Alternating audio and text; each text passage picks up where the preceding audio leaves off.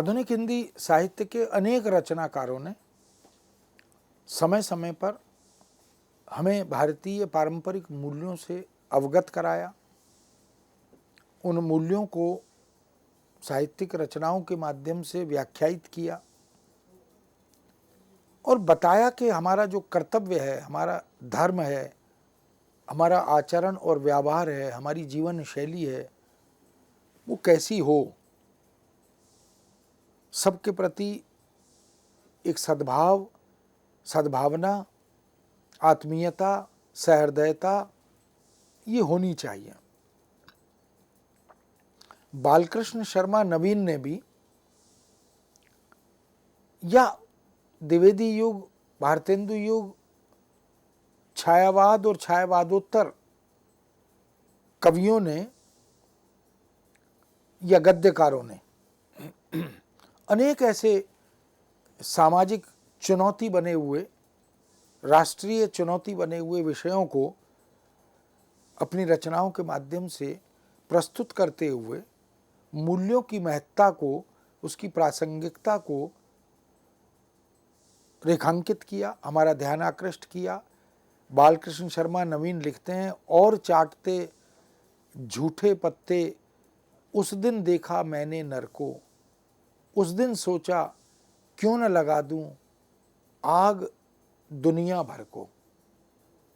अब एक तरफ तो मनुष्य ऊंची ऊंची अट्टालिकाओं में, ऊंचे ऊंचे भवनों में ऐश्वर्य और वैभव के साथ जीवन यापन कर रहा है, एक तरफ उन्हीं भवनों को बनाने वाला मजदूर वर्ग, उनके बच्चे, गरीब लोग, निर्धन लोग, वो इस झूठन से अपना जीवन यापन कर रहे हैं। तो ये संसार, ये जगत इस ऊंच नीच, अमीरी गरीबी के भेदभाव से क्यों जुड़ा हुआ है? कवि के मन में एक टीस है, एक कसक है। और साहित्य का महाप्राण जिन्हें कहा जाता है, निराला, जिन्हें महाप्राण निराला के रूप में संबोधित किया गया, वो तो आह्वान करते हैं, जागो फिर एक बार, शेरों की मांद में आया है आज सियार, जागो फिर एक बार। बादल राग नाम की उनकी कविता इस दृष्टि से बड़ी महत्वपूर्ण कविता मानी जाती है। भारतीय मूल्य परंपरा में अहिंसा का महत्व सर्वोपरि रहा है। महात्मा गांधी ने भी अहिंसा की चर्चा बार बार की है। समानता की बात, समभाव की बात, सहानुभूति की बात, ये भी हमारे यहाँ रचनाकारों ने बार बार दोहराया है। वसुधैव कुटुंबकम भारत का एक जीवन शैली का सूत्र है। पंत अपनी कविता में, सुमित्रानंदन पंत मानव नामक कविता में यही बात दोहराते हैं, सुंदर हैं विहग सुमन सुंदर, मानव तुम सबसे सुंदरतम, निर्मित सबकी तिल सुषमा से, तुम निखिल सृष्टि में चिर निरुपम, सुंदर हैं विहग सुमन सुंदर। हम जंग न होने देंगे, विश्व शांति के हम साधक हैं, जंग न होने देंगे, कभी न खेतों में फिर खूनी खाद डलेगी, खलिहानों में नहीं मौत की फसल खिलेगी, आसमान फिर कभी न अंगारे उगलेगा, एटम से नागासाकी फिर नहीं चलेगी, युद्ध विहीन विश्व का सपना भंग न होने देंगे, जंग न होने देंगे। ये भारत के पूर्व प्रधानमंत्री माननीय अटल बिहारी वाजपेयी की कविता है, जिसका शीर्षक ही है जंग न होने देंगे। यानी भारत की जो वैचारिकता है, भारतीय पारंपरिक मूल्यों की जो व्याख्या है, यदि उसे समझें तो हम युद्ध के पक्षधर कदापि नहीं रहे। हम न तो किसी की जमीन चाहते हैं, किसी पर आक्रमण करना चाहते हैं, किंतु यदि कोई हम पर आक्रमण करे, अत्याचार करे, हमारा शोषण करना चाहे, हमारी जमीन पर अतिक्रमण करना चाहे, तो फिर उसका उत्तर हम उसी शैली में, उसी भाषा में देते हैं। अर्थात हम इस सत्ता विस्तार की लालसा में विश्वास नहीं रखते। जो है, जितना है वह हमारा है, हम उसकी रक्षा के लिए सदा सर्वदा प्रस्तुत हैं। लेकिन यदि कोई घुसपैठ करे तो फिर उसका उत्तर हमें देना आता है। आधुनिक गद्य साहित्य में नैतिक मूल्यों की व्याख्या अलग अलग तरह से की गई है। प्रेमचंद ने लिखा, विवाह को मैं सामाजिक समझौता मानता हूं और उसे तोड़ने का अधिकार न पुरुष को है न स्त्री को। अब ये जो विवाह विच्छेद है या जो तलाक आदि की घटनाएं होती हैं, यह एक प्रकार से समझौते का उल्लंघन है। समझौते को तोड़ना जो है वो प्रेमचंद की दृष्टि में अनैतिक आचरण है, पाप है, और इसका अधिकार किसी को नहीं है। क्योंकि जो समझौता जन सामान्य को साक्ष्य बनाकर, परिवार को साक्ष्य बनाकर किया गया है, सामाजिक नियमों का अनुपालन करते हुए किया गया है, उस समझौते को तोड़ने का अधिकार न स्त्री के पास है न पुरुष के पास है। जब पुरुष में नारी के गुण आ जाते हैं, वही प्रेमचंद एक अलग दार्शनिक के रूप में, एक अलग चिंतक और वैचारिक विचार करने वाले व्यक्ति के रूप में अपनी बात रखते हैं गोदान के माध्यम से। जब पुरुष में नारी के गुण आ जाते हैं तो वह महात्मा बन जाता है, और अगर नारी में पुरुष के गुण आ जाते हैं तो वह कुल्टा बन जाती है। अब इसका मतलब है कि पुरुष और नारी समाज के लिए, परिवार के लिए दोनों महत्वपूर्ण हैं, लेकिन दोनों के गुण, दोनों के मूल्य सापेक्ष मूल्य हैं। कुल की प्रतिष्ठा भी विनम्रता और सद्व्यवहार से होती है, हैकड़ी और रुआब दिखाने से नहीं होती। अब किसी भी व्यक्ति को हम देख सकते हैं कि घर में, परिवार में, परिकर में, कार्यालय में, मित्रों में उसका स्वभाव यदि विनम्र है, यदि सहजता और सद्भावना, ऐसे गुण उसके पास हैं, सद्व्यवहार उसके पास है, तो उसकी कुल में, समाज में, परिकर में प्रतिष्ठा होती है।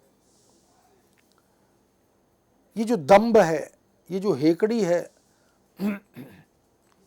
ये जो घमंड है, ऐसा व्यवहार दिखाने से, रुआब दिखाने से व्यक्ति की प्रतिष्ठा नहीं होती, कुल की प्रतिष्ठा नहीं होती।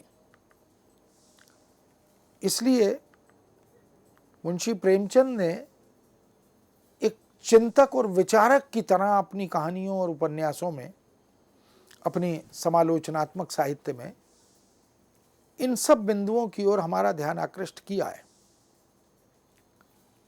एक अन्य स्थल पर वो लिखते हैं, प्रेम वह दुधारू गाय नहीं जिसे पाकर किसी भी खूंटे से बांध दिया जाए, बल्कि वह तो उस खूंखार शेर की तरह है जो अपने शिकार पर किसी और की नजर भी नहीं पड़ने देता। तो प्रेम के पक्ष को, उसके आयामों को प्रेमचंद ने उद्घाटित किया। स्त्री की श्रेष्ठता उसके स्त्री होने में निहित है, पुरुष से अपनी तुलना करने में नहीं। वास्तव में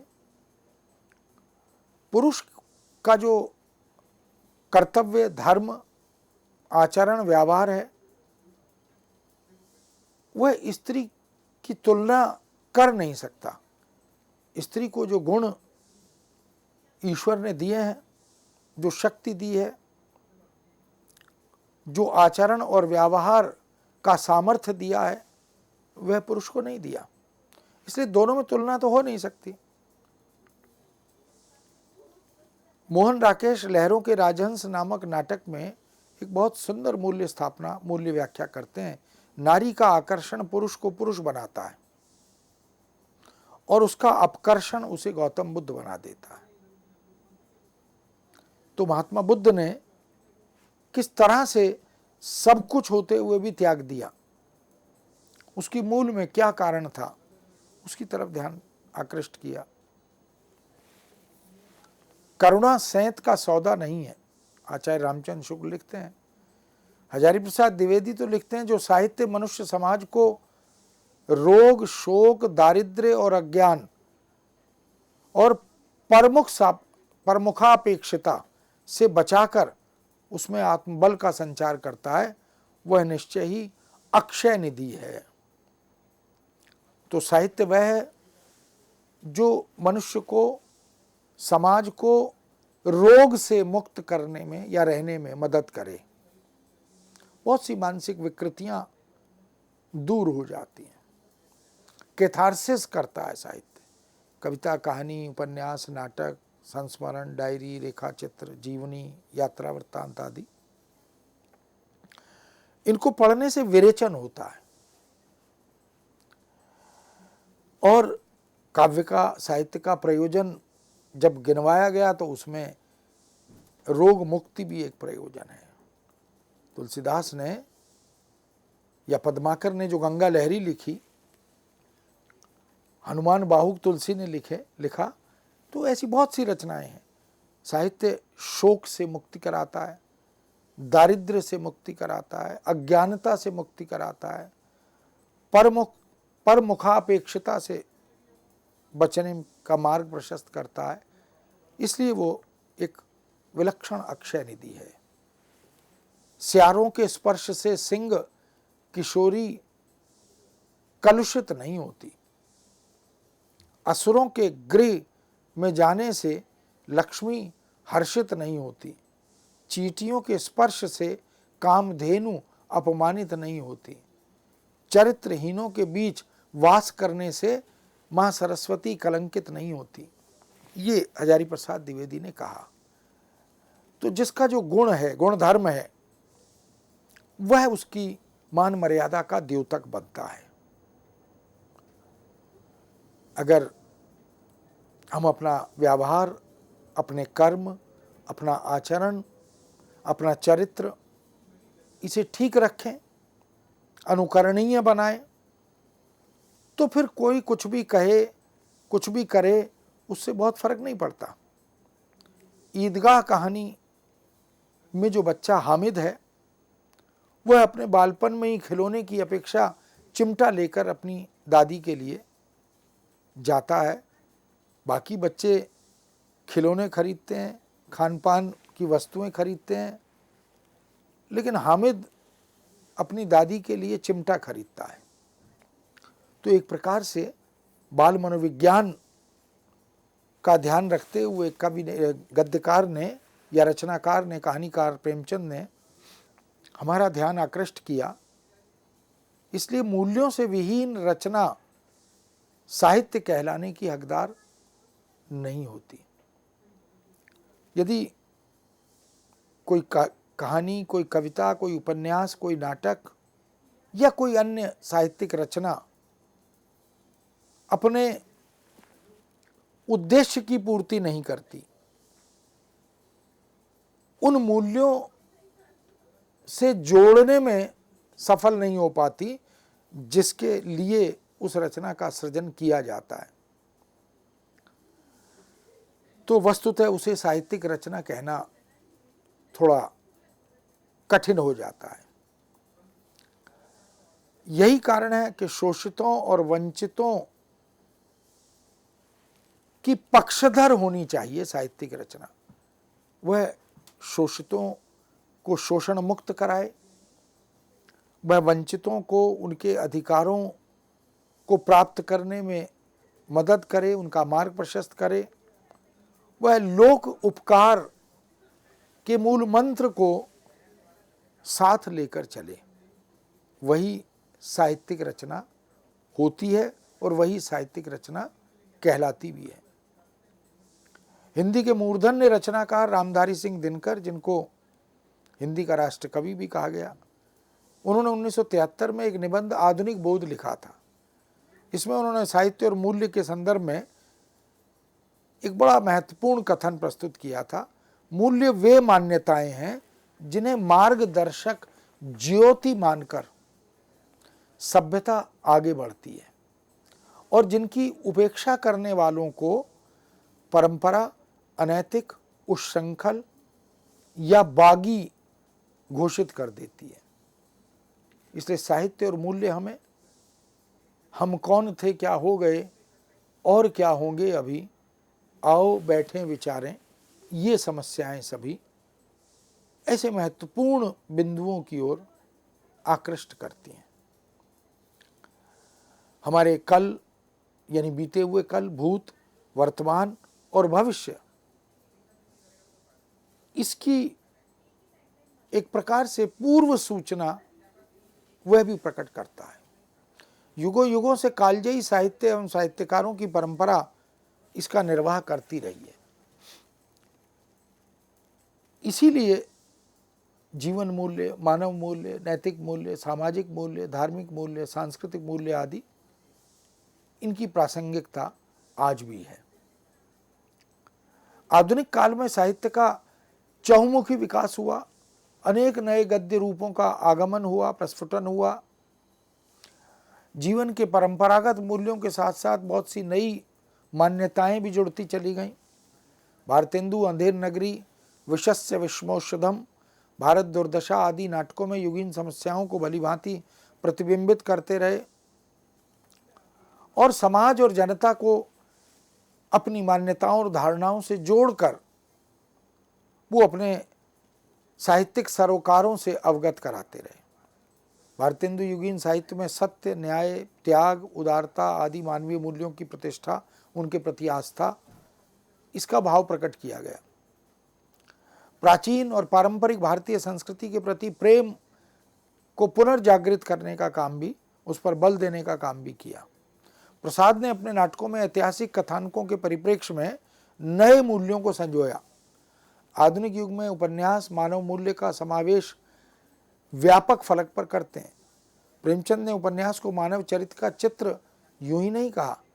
भारतेंदु, हरिश्चंद्र, बालकृष्ण शर्मा, बालकृष्ण भट्ट, सरदार पूर्ण सिंह, महावीर प्रसाद द्विवेदी, रामचंद्र शुक्ल, हजारी प्रसाद द्विवेदी, विद्यानिवास मिश्र, ऐसे कितने ही रचनाकार हैं जिन्होंने अपने निबंधों के माध्यम से, अपनी प्रबंध रचनाओं के माध्यम से मानव मूल्यों की प्रस्थापना की है। धर्मवीर भारती ने तो मानव मूल्यों की विस्तृत विवेचना सैद्धांतिकी ही स्पष्ट की है।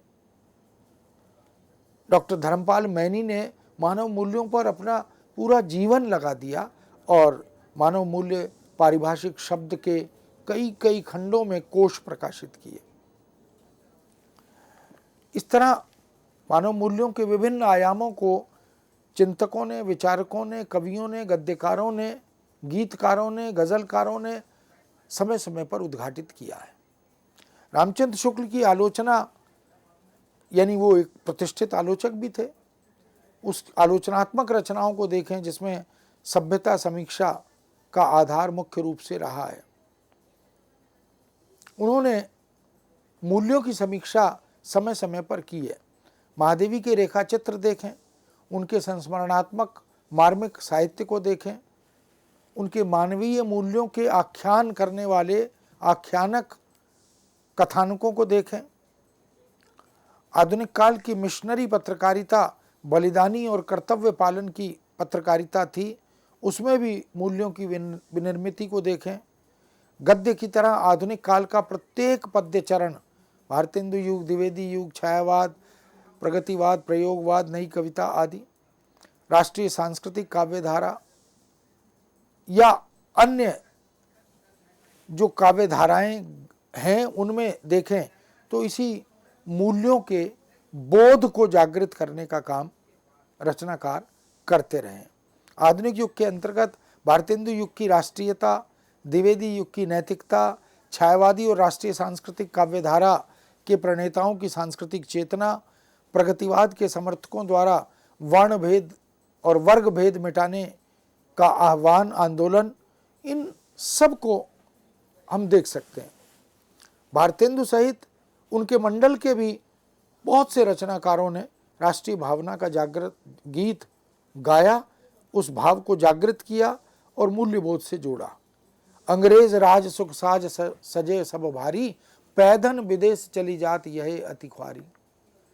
भारतेंदु की कविता में जिन जीवन प्रवृत्तियों का उद्गम हुआ, द्विवेदी युग में वे क्रियात्मक रूप में विकसित हुई। मानवीय मूल्यों के प्रति द्विवेदी युग के कवियों का दृष्टिकोण समन्वयात्मक रहा। मैथिली शरण गुप्त, श्रीधर पाठक, हरिऔध, रामनरेश त्रिपाठी ऐसे बहुत से रचनाकार, कवि, गीतकार, गद्यकार हैं जिन्होंने अतीत के गौरव गान के साथ साथ पौराणिक पात्रों का मानवीय स्वरूप भी उद्घाटित किया, चित्रित किया, अंकित किया।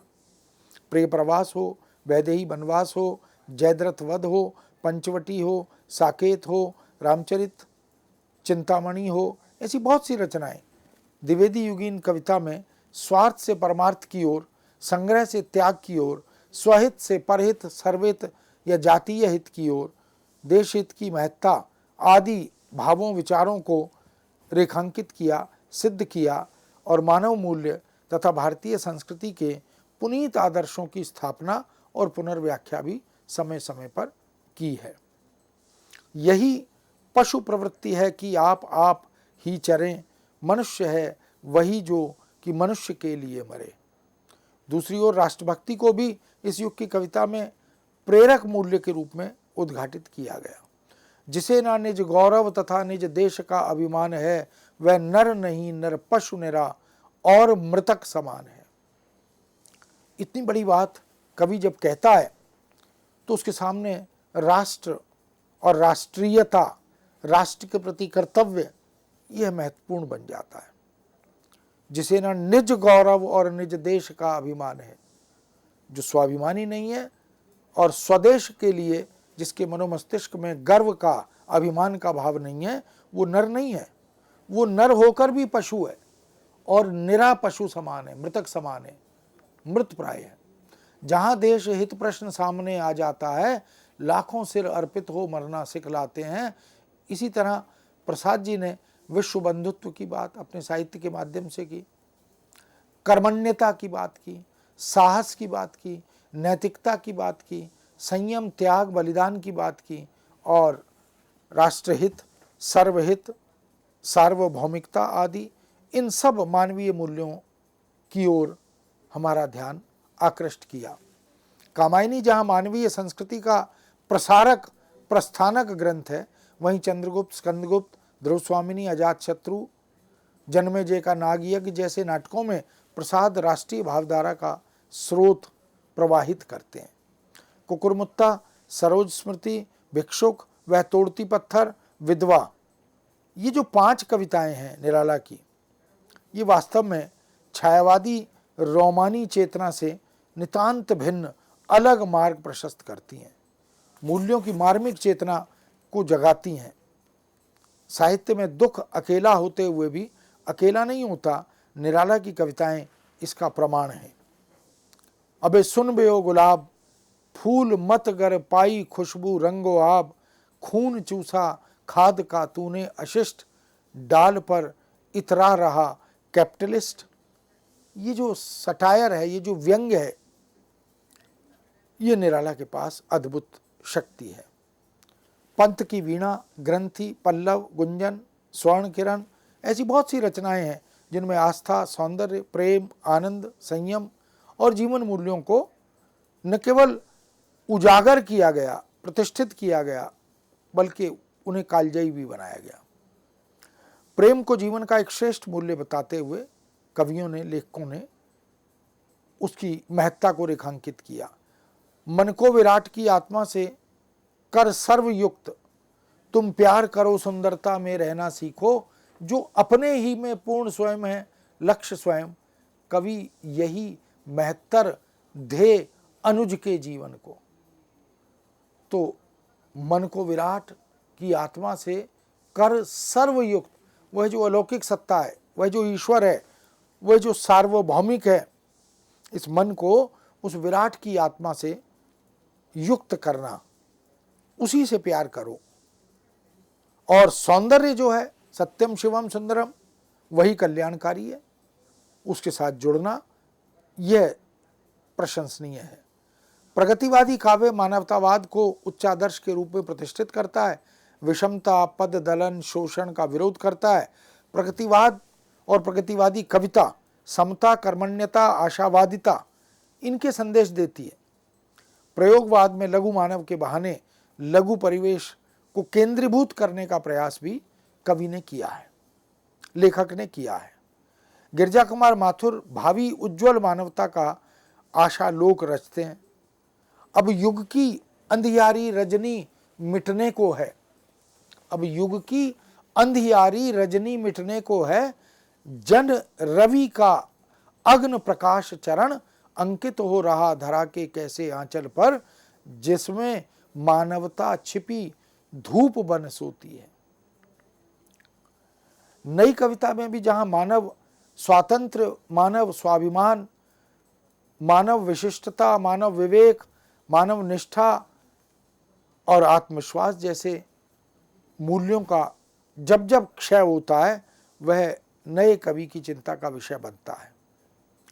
विशेष रूप से अंधायुग, संशय की एक रात, एक कंठ विष पाई, ऐसी बहुत सी रचनाओं में युद्ध और मानव मूल्य का संघर्ष एक विशिष्ट धरातल पर विश्लेषित हुआ है।